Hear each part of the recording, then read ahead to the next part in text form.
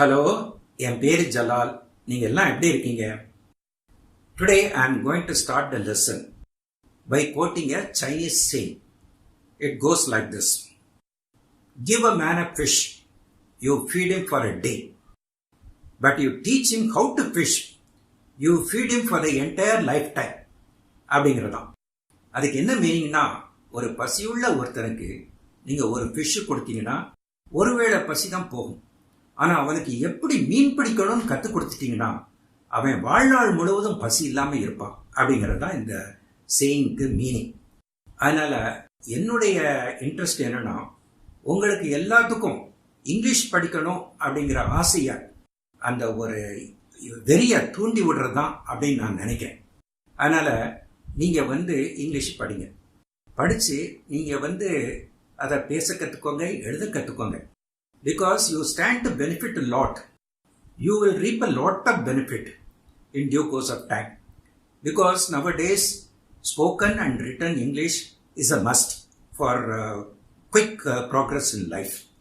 அதனால நீங்க இங்கிலீஷ் பேசவும் எழுதவும் கற்றுக்கோங்க. லாஸ்ட் வீக் நான் மாடல் வேர்ப்ஸ் ஒரு 4 மாடல் வேர்ப்ஸ் சொன்னேன். அது என்னன்னா, can, could, may, might. In today's lesson also, I am going to teach you 3 more modal verbs. அது என்னன்னா, will, shall and would. Let us see the lesson today.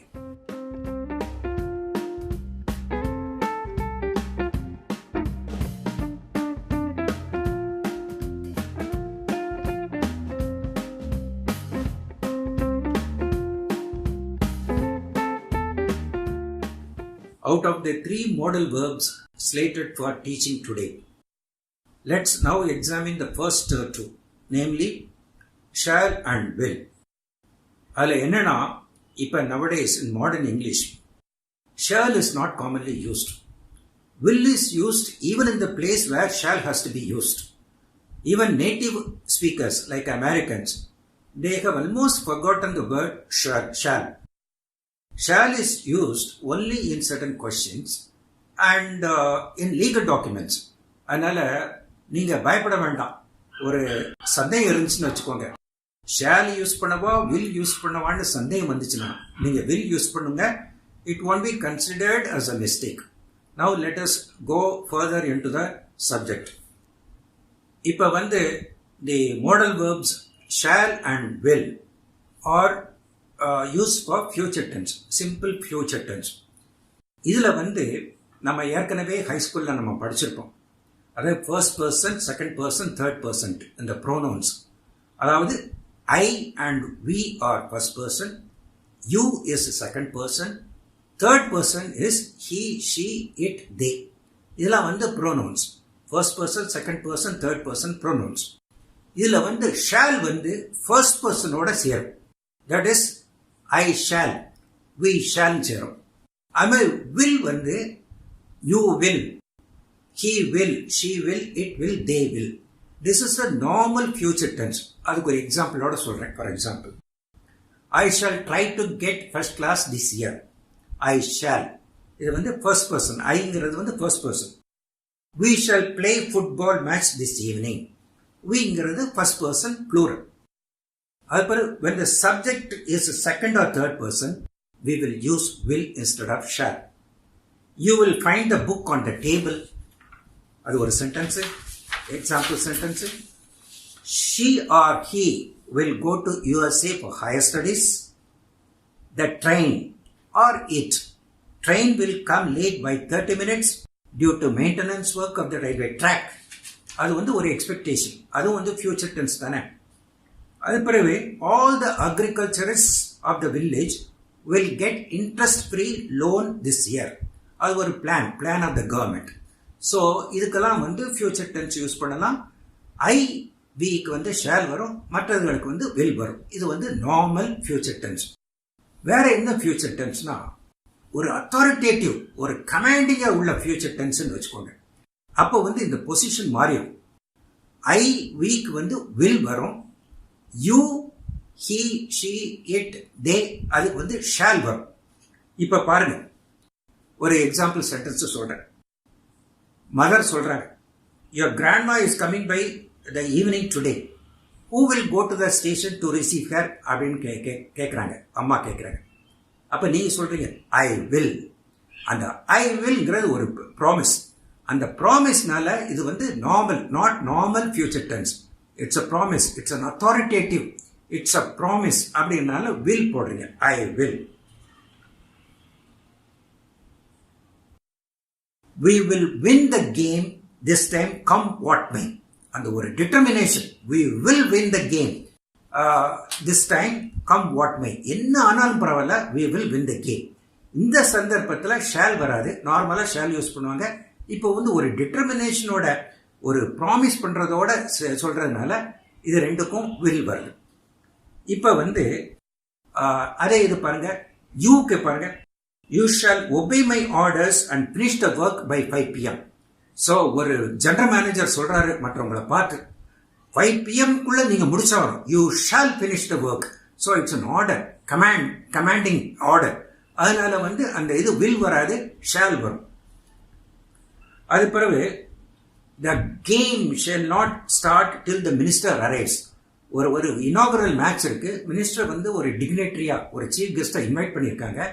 அப்போ வந்து umpire சொல்றாரு, the game shall not start till the minister arrives அப்படின்னு சொல்றாரு.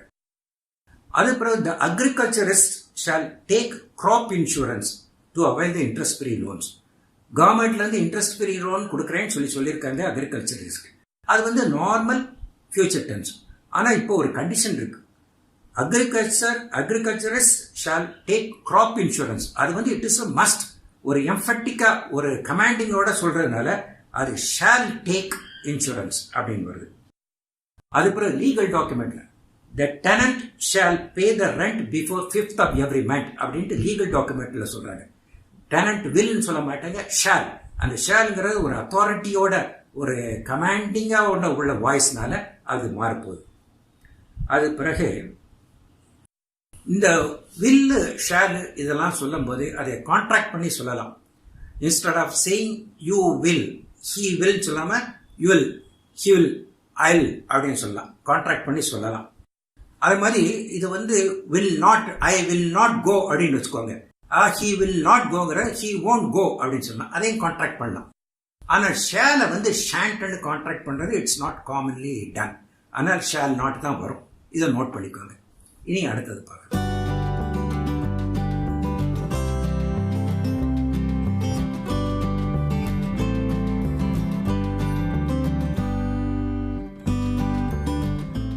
Next, will can be used for making a request. I am giving an example. Brother to his sister, will you give me the TV remote?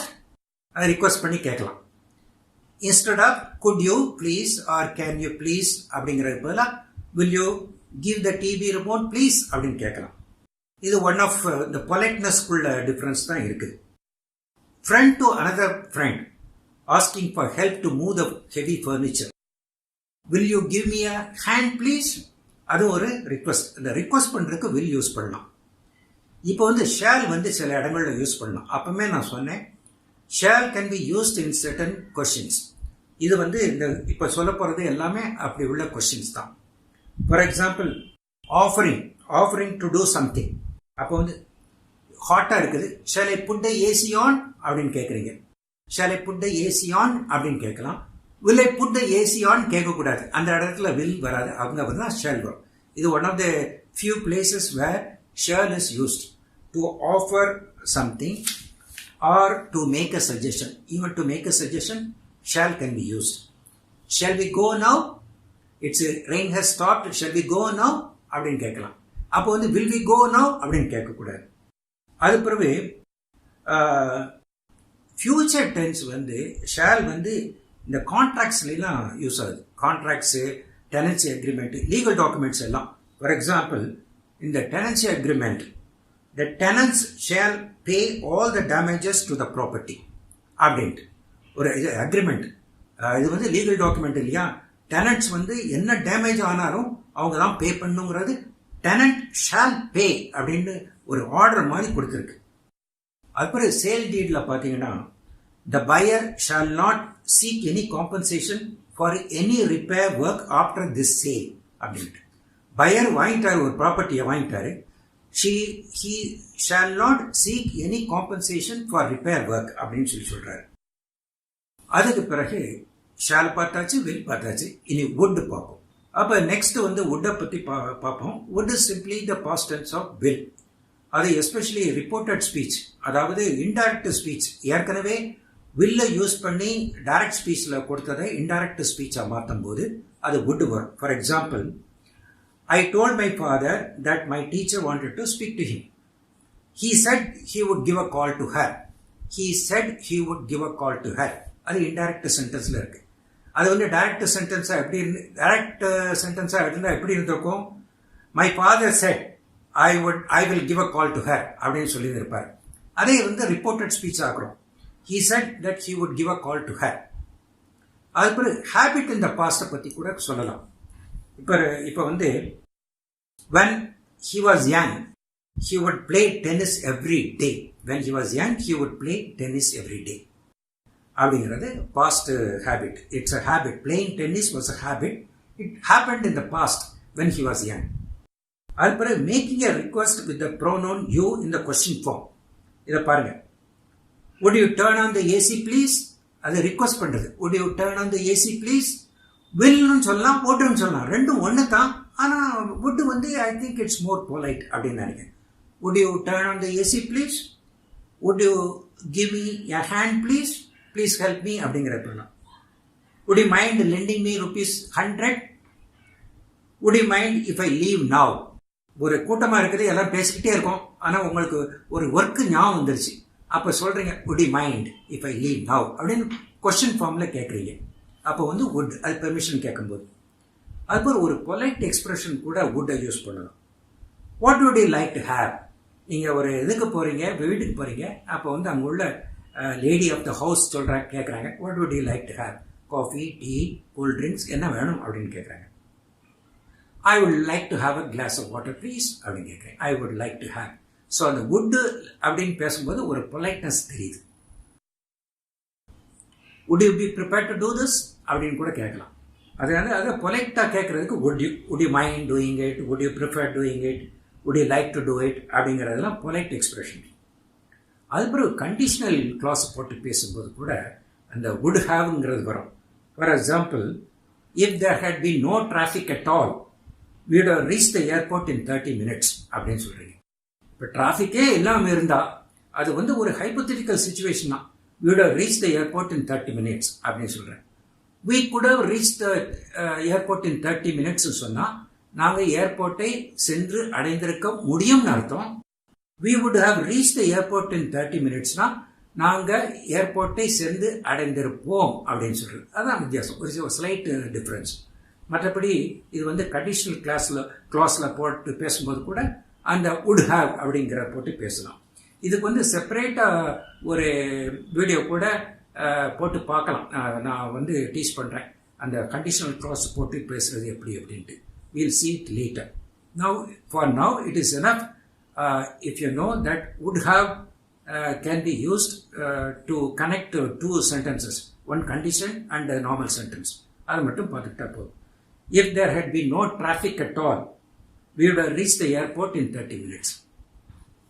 இந்த video lesson உங்களுக்கு யூஸ்ஃபுல்லா இருந்திருக்கும் அப்படின்னு நினைக்கிறேன். உங்களுக்கு பிடிச்சிருந்தா அந்த லைக் பட்டனை பிரஸ் பண்ணுங்க, உங்க ஃப்ரெண்ட்ஸுகளுக்குள்ளேயும் ஷேர் பண்ணிக்கோங்க. அதுக்கு பிறகு இது போல உள்ள வீடியோக்கள் பார்க்கறதுக்கு நீங்க சப்ஸ்கிரைப் பண்ணுங்க. அப்படி சப்ஸ்கிரைப் பண்ணீங்கன்னா இது போல வீடியோக்கள் பார்த்து உங்க இங்கிலீஷ் இம்ப்ரூவ் பண்றதுக்கு நல்ல வசதியாக இருக்கும் அப்படின்னு நான் நினைக்கிறேன். Thank you very much. All the best.